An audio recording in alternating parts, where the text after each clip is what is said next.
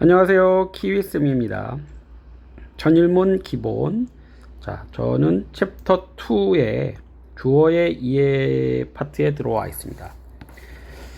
원래 챕터 1부터 시작을 해야 되는데 제가 왜 2부터 시작을 하느냐, 챕터 1에서는 문장의 구조 이와 관련된 얘기를 합니다. 그래서 1형식부터 5형식에 관련된 얘기를 하게 되죠.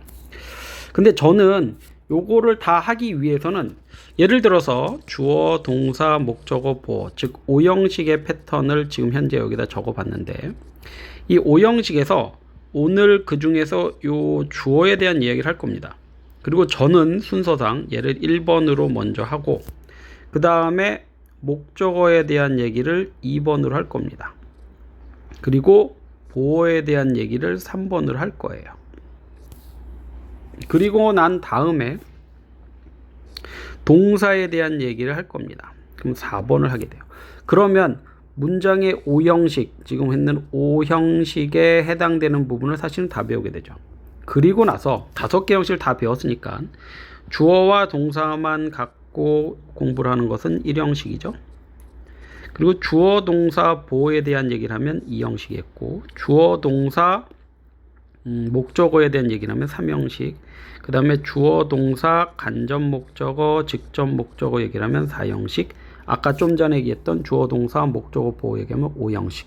이렇게 모든 것들을 다 얘기할 수 있지 않을까 합니다. 그래서 주어에 대한 이야기 챕터 2, 목적어에 대한 얘기 챕터 3, 그 다음 보어에 대한 얘기 챕터 4, 그 다음에 동사에 대한 얘기는 챕터 5. 여기에 대한 얘기를 하고 난 다음에 제가 챕터 1으로 가서 전반적인 얘기를 할 겁니다.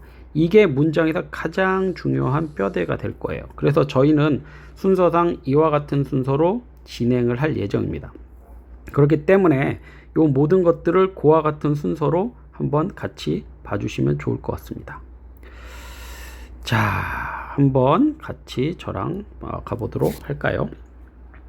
자, 먼저 주어의 이해를 하기 위해서 저희가 오리엔테이션 시간에 배웠던 9가지에 대해서 다시 한번 얘기할 겁니다. 주어라고 하는 것은 품사상 누가 와야 되냐면 명사가 와야 한다. 자, 영어에 아까 주어, 동사가 있는데 우리가 동사를 찾을 수 있는 눈이 있다면 동사 앞이 주어 자리이고, 이 주어 자리에는 누가 올 수 있느냐면 9가지가 올 수가 있다. 그 9가지에 대해서 저희가 얘기를 나눴다. 그래서 명사 올 수 있고, 자, 대명사 올 수 있고, 동명사 올 수 있고, 투부정사의 명사적 용법이 올 수 있고,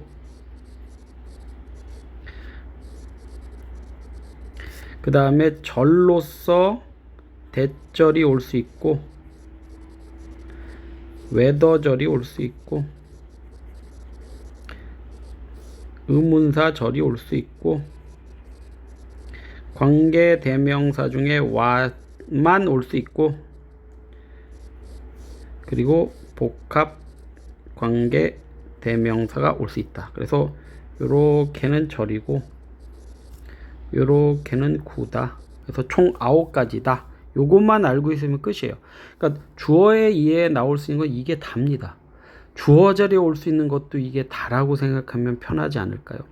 그러면 우리가 실제 문제에서 정말 그렇게 나오는지 확인해 보도록 하겠습니다. 자, 첫 번째 명사 구 주어에 관련된 얘기를 하겠습니다. 자, 제목에서 우리가 뭔가를 알 수 있지 않을까요?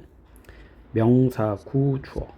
구라고 하는 거에 대한 정의를 다시 한번 내리면 단어 2개 이상이 오고 주어 동사의 관계는 성립 안 한다.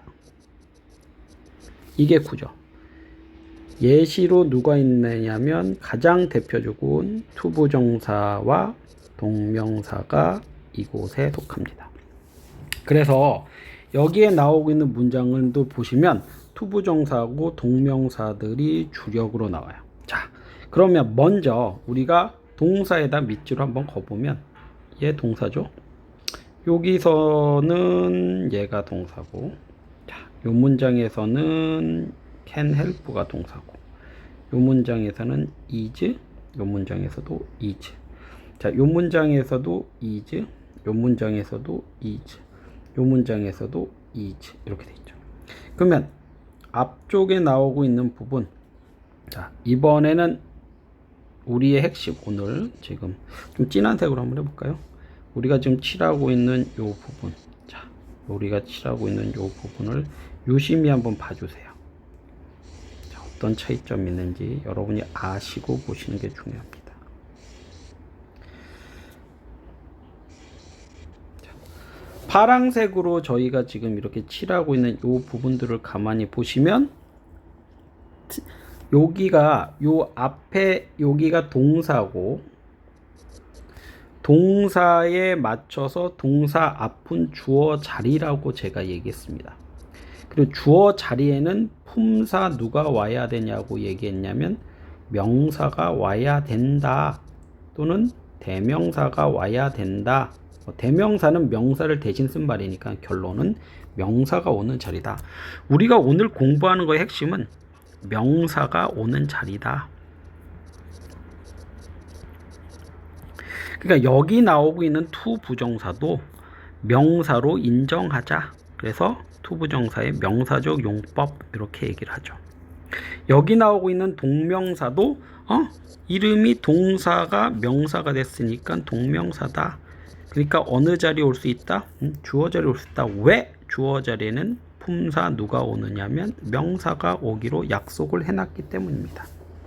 그래서 지금 빨강색으로 된 거를 죄송합니다. 파란색으로 된 거를 다 보시면 투부정사와 동명사를 주어로 쓸 수 있다. 그러면 우리가 여기서 알 수 있는 결론, 중학교 때는 우리가 주어 자리에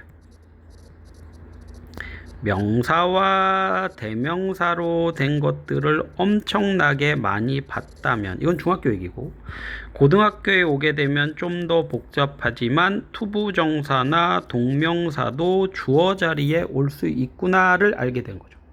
그래서 72번과 73번 예문을 보시면 이거를 알 수 있게끔 되어 있어요. 그래서 오늘의 핵심은 주어 자리에 투부정사와 동명사로 올 수 있고, 주어 자리는 해석이 알다시피 있는 이가로 해석해주면 됩니다. 대신 얘는 원래 태생 자체는 누구였다? 동사였다. 그러니까 동사였으니까 지 나름대로 목적어를 가지고 나올 수 있었어요. 그런데 얘가 to가 붙으면서 동사의 성질은 조금 사라졌지만 이제 명사의 성질을 갖게 됐죠. 하지만 뒤에 나오고 있는 목적어는 원래 자기 거니까 그대로 갖고 가는 거예요. 그러다 보니까 주어 부분이 이렇게 길어진 모습을 보이게 됩니다. 앞으로는 주어가 굉장히 길어진 모습들을 많이 보게 될 거예요. 그 모습들을 잘 기억해 두셔야 됩니다. 왜냐하면 여기에도 이렇게 정리를 깔끔하게 이렇게 해놨는데, 이 정리된 걸 보시면 주어 자리에 투부정사와 동명사 올 수 있구나. 그리고 거기에 따라서 필요하면 목적어나 보어가 요 갈매기 표시 자리에 올 수 있구나. 이걸 알게 되는 거죠. 해석 하나 해보면, 감정들을 표현하는 것은 너의 정신건강에 좋다. 근데 여기 중요한 거는 여기가, 자, 색깔 표현 좀 바꿔볼까요? 여기가 아무리 복수라고 할지라도 투부정사가 주어로 오거나 동명사가 주어로 올 때는 무조건 여기에 나오고 있는 동사는 무조건 단수 취급한다. 이게 핵심이죠. 그러니까 여러분들은 요 핵심을 놓치시면 안 됩니다. 요걸 꼭 기억하셔서 여러분의 공부에 굉장히 잘 적용을 해 주시면 됩니다. 그리고 또 한 가지, 저기 CF가 나와 있는 걸 하나 잠깐 보실까요? 저희가 CF를 보면 여기에 컴마가 하나가 있습니다. 컴마에 있고 없고 엄청난 차이인데, 자, 위에 문장은 동사가 있고요. 동사를 기준으로 요 앞이 주어 부분이라고 말씀을 드렸죠. 얘는 컴마가 있으니까 여기하고 여기하고는 별개고요. 여기에 동사가 있습니다. can keep이라는 동사 있고 얘가 주어죠. 그럼 얘는 뭐냐? 콤마 찍고 투부정사가 따로 분리되어 있는 투부정사의 부사적 용법이죠. 그래서 이 콤마의 위력이 엄청 커요. 이것도 해석할 때 부사적 용법 중에서 목적으로 해석을 많이 합니다. 그래서 감정들을 표현하기 위해서 우리는 일기를 써야 합니다. 쓸 수 있다. 이런 거예요. 이렇게 나눠지는 겁니다. 그래서 요에 콤마 있고 없고 여부 엄청 중요하기 때문에 72번은 요 두 가지를 반드시 비교하면서 알고 계셔야 돼요. 자, 나머지 74번부터 78번까지는 제가 해석은 안 해줬습니다. 왜냐하면 핵심은 얘기하고 가야 되니까. 그리고 저희의 본 수업 시간에 여기에 대한 독해와 내용을 하는데, 여러분들이 알아야 되는 핵심은 바로 투부정사와 동명사가 주어로 올 수 있고, 여기에 또 한 가지 핵심이 있다면 뭐냐면 투부정사의 부정어는 투부정사 앞에 낫이 온다. 요걸 잊으시면 안 돼요. 자, 다시 한번. 투부정사 앞에 낫이 온다. 투부정사를 부정할 경우에. 그럼 동명사도 마찬가지 아닐까요? 네. 그래서 78번의 예문에는 동명사를 부정하는 게 있는데, 동명사의 부정을 할 때도, 부정문을 만들 때도 동명사 앞에 낫이 온다.